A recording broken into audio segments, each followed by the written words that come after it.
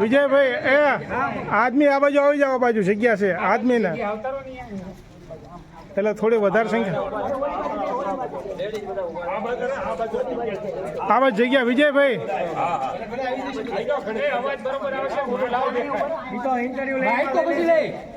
તોય આવી જશે. હવે આપણે ચાલુ કર્યું, ઘડી શાંતિ રાખજો. આપણે એક મંત્ર જાપ કરવાનો છે અને રામ બોલો ભાઈ રામે કરવાનો છે.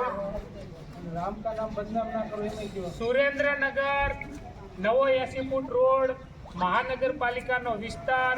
આ સુગમ સોસાયટી, આ સુગમ સોસાયટીનો રસ્તો બિલકુલ હાલવા લાયક નથી. ક્યાંથી ચાલવું, ક્યાંથી હાલવું, ક્યાંથી સ્કૂટર હાંકવું, ક્યાંથી વાહન પસાર કરવું, વર્ષોની આ હાલત છે. આ રોડ ઉપરથી કોઈ ચાલી શકતું નથી.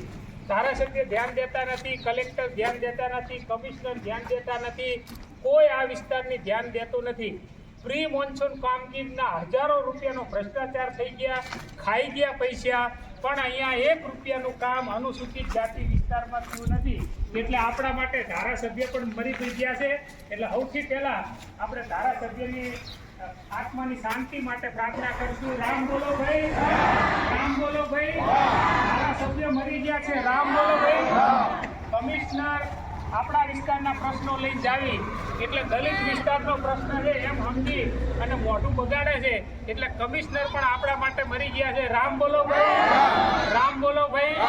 ભગવાન એમના આત્માને શાંતિ આપે. કરોડો રૂપિયા ખાઈ ગયા, ભ્રષ્ટાચાર કર્યો, લાખો રૂપિયા ખાઈ ગયા, આપણા વિસ્તારનું કંઈ કામ થયું. એટલે આપણે એક મંત્ર જાપ કરશું અને એમના આત્માને શાંતિ આપશું. એટલે આપણે બધા મૌન ધારણ કરશું 2 મિનિટ અને હું એક શ્લોક બોલીશ, તમે શાંતિથી સાંભળજો. કલેક્ટરની, કમિશનરની અને ધારાસભ્યની આત્માની શાંતિ માટે ભગવાન એમના આત્માને શાંતિ આપે એટલા માટે એક શ્લોકનો આપણે ઉચ્ચારણ કરું છું.